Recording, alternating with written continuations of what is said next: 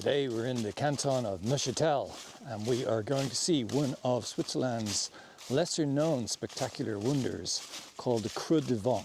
It's a geological wonder that most people are unaware of. People living in Switzerland will most likely have seen it or have heard about it, but I think if you were from outside of Switzerland you probably would not know about it because it's not really something you hear about the Matterhorn and you hear about, you know, the Eiger, but you don't hear about places like this. Let me flip the camera around and show you.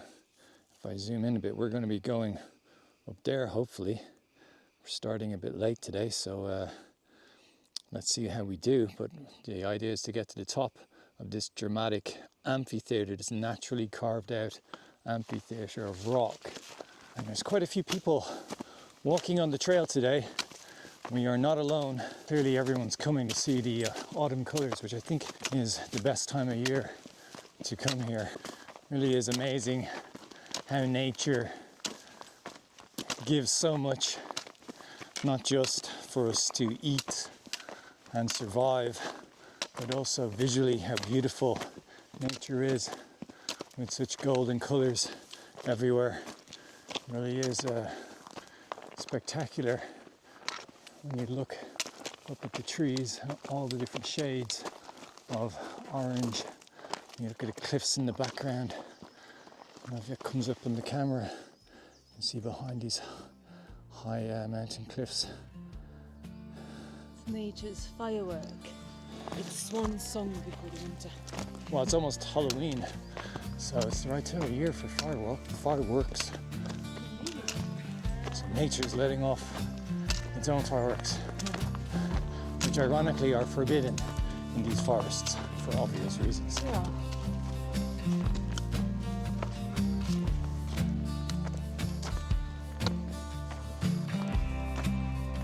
Just spotted this tree growing out of the rock over there. It's quite cool. See if I can zoom in. It's quite funny the way it's growing right out of the rock. It's perched on top. It's amazing. Nature always finds places to grow trees from. Often when we're in Dublin, where I come from, we see trees growing out of chimneys and rooftops and windows because there's so many derelict buildings scattered around the city centre, unfortunately.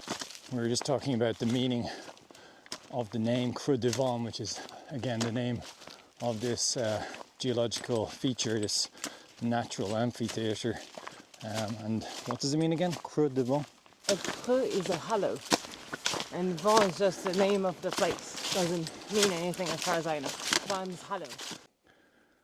And as always in Switzerland, we see that it's easy to find the way quite often because there's plenty of signposts. So the trail has gotten a bit steeper now and getting ever more golden. Where's me pot of gold?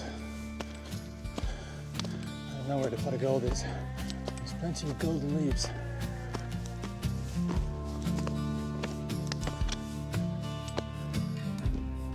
It is getting steeper. It's absolutely beautiful and worth it. Point just catching your breath for a second as we're charging up the mountain. You can see the cliffs of the amphitheatre of the Creux du Vent behind the trees. So onwards and upwards.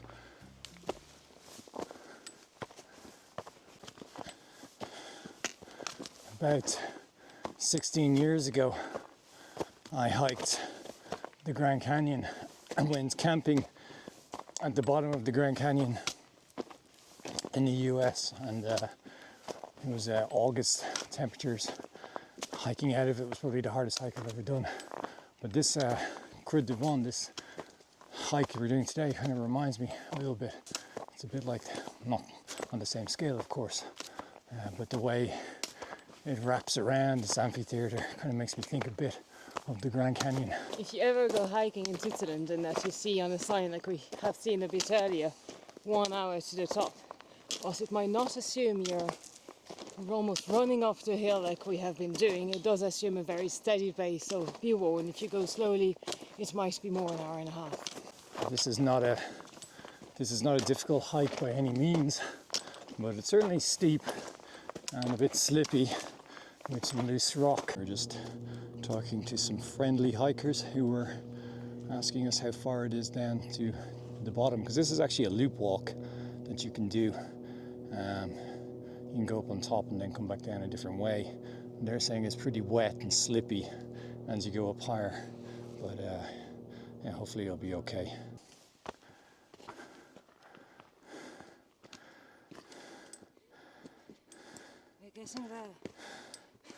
Indeed, but it's not such a long walk. But I think if you do the loop walk, which we might do because it's still quite early,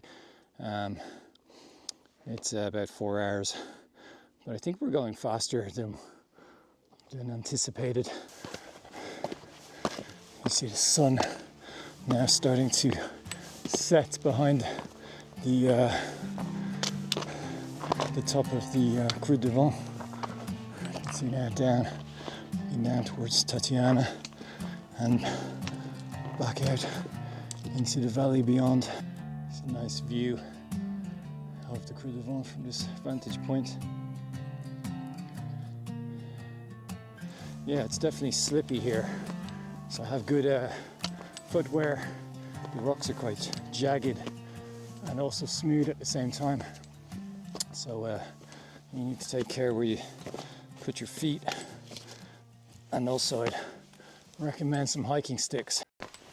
We appear to be approaching the summit. You see on the map that it's around 1,400 meters above sea level on top.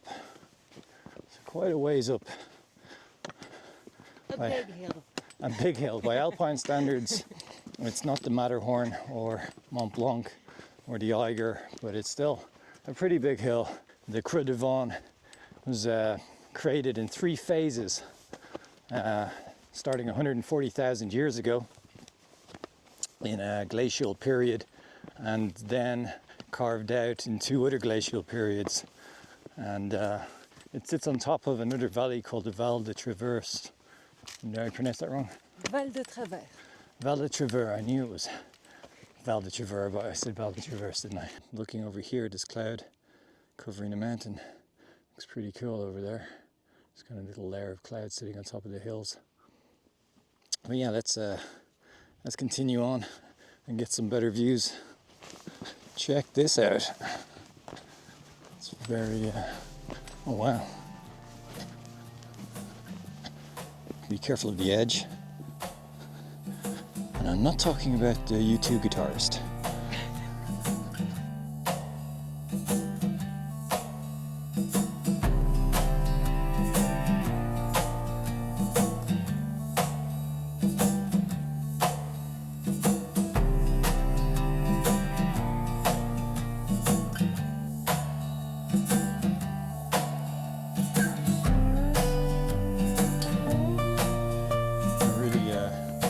Makes me think a little bit of the Grand Canyon or Bryce Canyon.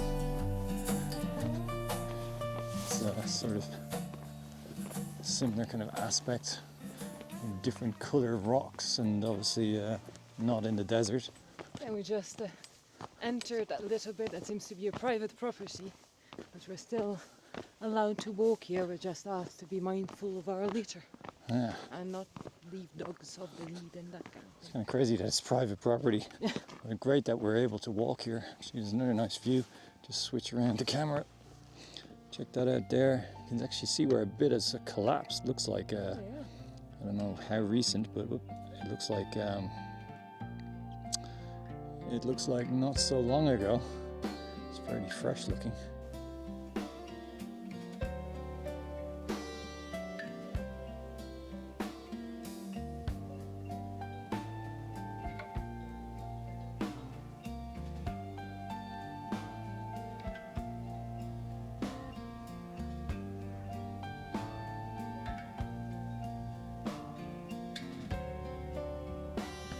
We have a nice dry stone wall. Indeed. You see quite a few of these kind of dry stone walls in the countryside, and yeah, probably very, very old. Looks well maintained. Another vantage point. Don't want to get too close to the edge. But yeah, looking down there is quite the drop. Amazing that you can do these things for free. You know, you don't even have to pay for the parking down below.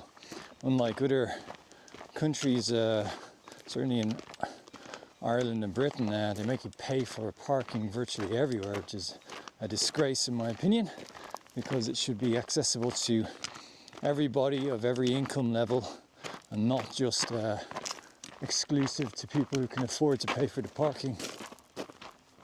And also, if you have heard of Ireland's Cliffs of Moher, the Cliffs of Moher have become a real joke in terms of being ripped off. I think they charge €60 or something crazy. I might be wrong on that amount, but I'm pretty sure it is something around that.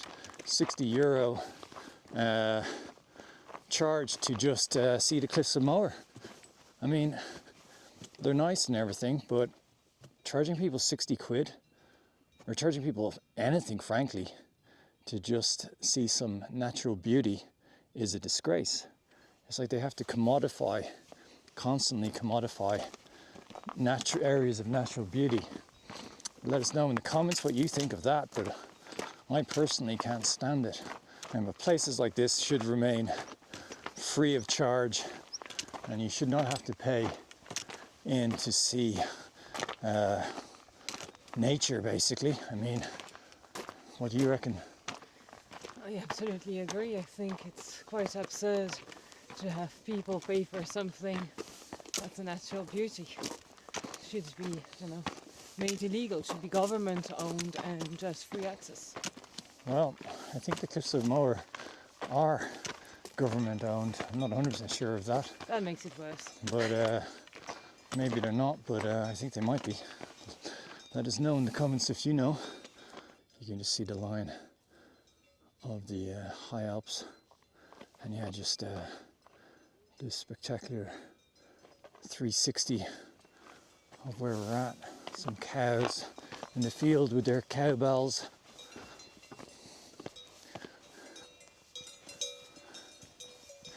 See, there's some people standing over there. Maybe there's another viewpoint. Let's go and check it out. Just seeing there's this amazing view of Mont Blanc just over here. You can see Mont Blanc, so we're gonna go see if we can have a little bit of a better look. Just over there's some signposts. So yeah, that's Mont Blanc right in the center of the frame, and we pan around here, we see I don't know what mountains they are. I suppose that's looking towards France, somewhere over in the distance. And if we go back around past Mont Blanc again, in the center of the frame now, and over to the left, we have what I really do wonder is, could that be the Matterhorn? Just as a kind of a triangular peak right sort of there. If I point, there's a triangular peak around there, which makes me wonder, would it be visible? Because it obviously is extremely high. It's above 4,000 meters in altitude. It may well be, it may well not be, but either way, there's a spectacular view to be had up here. It's really crazy. So on this side, like, we have the high Alps, and then on the other side we have the Creux just beyond that ridge line there, and a sea of cloud down below. Absolutely beautiful. I think the mountains that we see in the distance there must be probably the Montreux, the Montreux, and the Dent du Volcan. So they're still in Switzerland. Mm-hmm. So it's not quite France there, but of course Mont Blanc is in France. Across that way. If you could click the subscribe button and follow our channel, and click the like button and notification thing and all that, and leave some comments, and yeah, because YouTube is pretty tricky these days to get noticed on.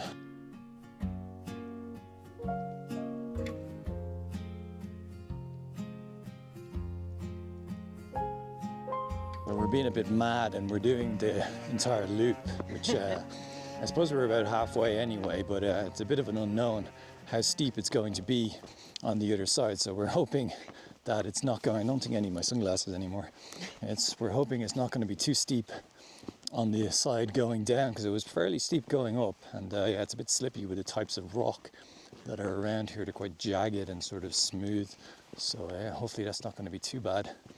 And hopefully it won't be too dark. We have a torch with us, so we've come prepared, but yeah, you don't really want to be going down a mountain in the dark. Reached another vantage point. Amazing view as the sun sets.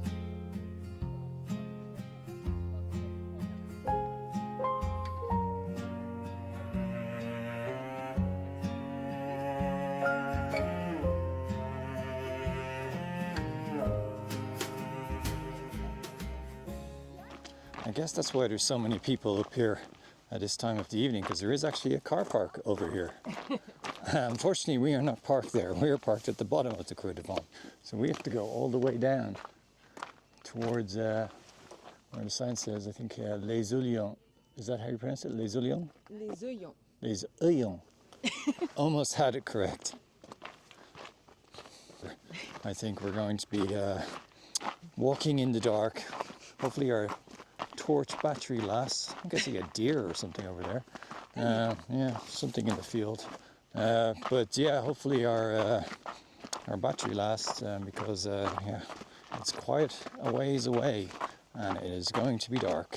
And there's actually quite a lot of wolves in this region, and wild boar, and yeah, there's no bears thankfully, but wolves and wild boar are not the nicest to come across. So hopefully we will not see any on our walk back. This is the last view of the Creux de Vent before we go back into the forest and back down. Hopefully finding our way. How confident are you that we'll find our way? With you? I will find our way.